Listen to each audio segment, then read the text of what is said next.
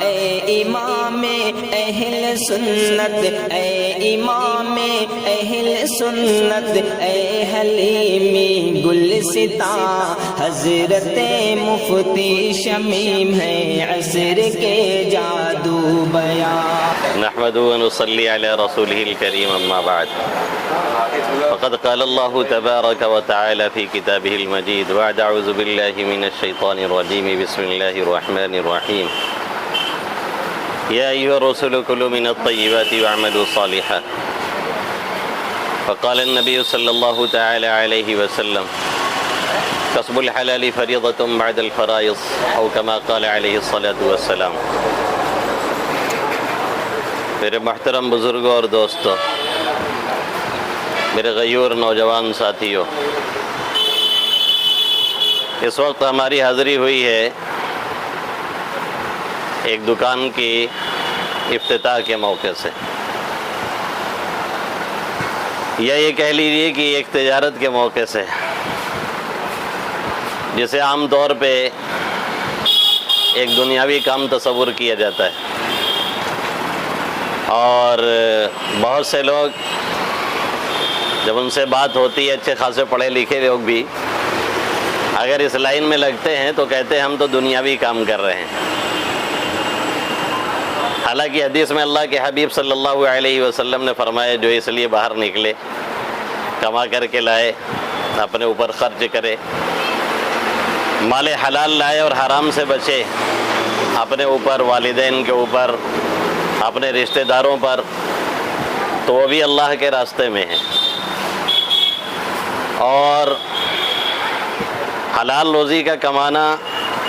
اس کا حاصل کرنا، اس کے لیے جد و جہد کرنا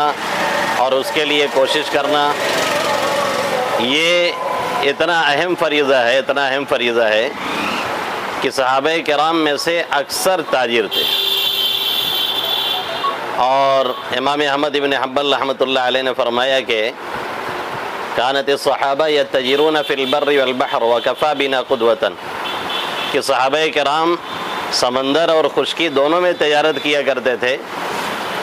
اور ہمارے لیے وہی نمونہ اور پیشوا ہے۔ تو تجارت کی کوئی اہمیت رہی ہوگی، کوئی فضیلت رہی ہوگی، تبھی تو کر رہے تھے۔ ظاہر ہے کسی دوسرے کے کام آنا، کسی کا تعاون کرنا، کسی کی مدد کرنا، یہ جب ہی ممکن ہے جب ہمارے جیب میں خود 4 پیسے ہوں۔ اپنے پاس نہیں ہیں تو دوسرے کے تعاون کے بارے میں پھر سوچئے نہیں۔ بقول ایک صاحب کے کہ پھر خیریت بھی پوچھنے مت جائیے، جب آپ کے پاس اتنا ہے ہی نہیں تو آپ کیوں گئے ہیں، اور پوچھ رہے ہیں تو بیچارے کے لیے کچھ کر نہیں سکتے ہیں۔ بہرحال لفظی ہمدردی بھی کوئی نہ کوئی صدقہ ہوتی ہے، وہ بھی آدمی کر دے تو بڑی بات ہوتی ہے۔ لیکن یہ ہے کہ اصل مزہ تو تبھی ہے جب آپ ایسے وقت میں کسی گرے پڑے کے کام آ جائیں، اور یہ جب ہی ممکن ہوتا ہے جب آدمی خود دل کے اعتبار سے اور جیب کے اعتبار سے بھاری ہو، اور اس کے لیے ضروری ہے کہ آدمی تجارت وغیرہ میں قدم رکھے اور بازار کے سسٹم پہ قبضہ کرے۔ سب سے زیادہ اس راز کو محسوس کیا تھا عمر فاروق رضی اللہ تعالیٰ عنہ نے، اسی لیے انہوں نے بازاروں میں لوگوں کو نکالنے کی کوشش کی تھی۔ اور جب تک بازار پہ قبضہ نہیں ہوگا تب یہ آپ یقین کر لیں کہ آپ کا کہیں قبضہ ہے نہیں، یہ یقین کر لیں۔ دیکھیں ابھی تک ڈاکٹر حضرات کے گاڑیوں پہ یہ نشان بنا رہتا تھا، یہ والا جوڑ والا سیدھا سیدھا، اب بنا رہتا ہے موسیٰ علیہ السلام کی وہ لاٹھی ہے جس میں سانپ لپٹا ہوا ہے، کیونکہ ابھی تک پورا ڈر کا جو معاملہ تھا، پورا یہ دواؤں کا جو سسٹم تھا، یہ عیسائیوں کے قبضے میں تھا، تو انہوں نے اس کو اپنے اعتبار سے چلایا تھا۔ اب پورا قبضہ اس پر یہودیوں کا ہے، تو انہوں نے اپنے اعتبار سے چلانا شروع کر دیا ہے، اور موسیٰ علیہ السلام کی لاٹھی بنا کر کے اس میں سانپ لپٹا دیا ہے، اور ہر کسی کو اپنے ہاں وہ بنانا پڑ رہا ہے۔ تو معلوم یہ ہوا کہ جب تک سسٹم پہ آپ کا قبضہ نہیں ہوگا تب تک کہیں بات بننے والی نہیں ہے۔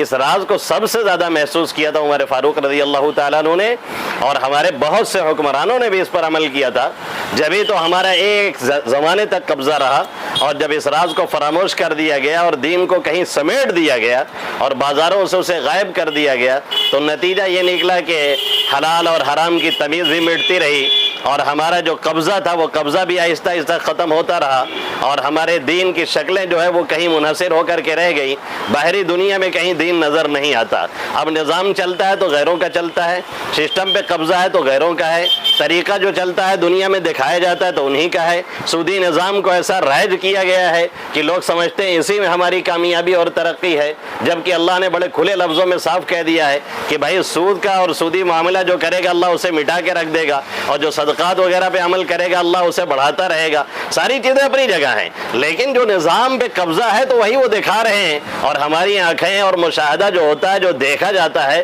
عام طور پہ اسی کے پیچھے لوگ دوڑنا شروع کرتے ہیں، اسی کے پیچھے چلتے ہیں. تو ضرورت اس بات کی ہے کہ تجارت پہ اور اس طرح کی سرگرمیوں پہ ہمارا قبضہ ہو. اب بڑی خوشی کی بات یہ ہے کہ بہت سے لوگ ہمارے اس طرف اب دھیرے دھیرے آ رہے ہیں، اور ان کو یہ سمجھ میں آ رہا ہے کہ اب یہ کام کرنا چاہیے، اور ہمارے بہت سے نوجوان اس طرف رخ کر رہے ہیں. اور جو نہیں کر رہے ہیں ادھر ادھر بیٹھ کر کے چوراہوں پہ پلیوں پہ صرف وقت ضائع کرتے ہیں یا لکھئی کرتے ہیں یا وقت برباد کرتے ہیں، ان سے بہت ادب کے ساتھ لیکن پوری شدت کے ساتھ یہ درخواست ہے کہ کچھ نہ کچھ کریں اور حلال روزی لانے کی کوشش کریں، 4 پیسہ کمائیں. اگر کچھ نہیں کر سکتے تو کم سے کم اپنا خرچہ نکالیں. ایک طرف دین بھی ان کا صحیح رہے گا، ایک طرف ایمان بھی ان کا صحیح رہے گا، اور دوسری طرف ان کی دنیا بھی کچھ نہ کچھ صحیح رہے گی. اللہ کے حبیب صلی اللہ علیہ وسلم کو اور تمام پیغمبروں کو مخاطب کر کے اللہ رب العزت نے فرمایا یا ایھا الرسول کلوا من الطیبات واعملوا صالحا، اے پیغمبروں حلال رزق اور پاکیزہ رزق کھاؤ اور نیک عمل کرو.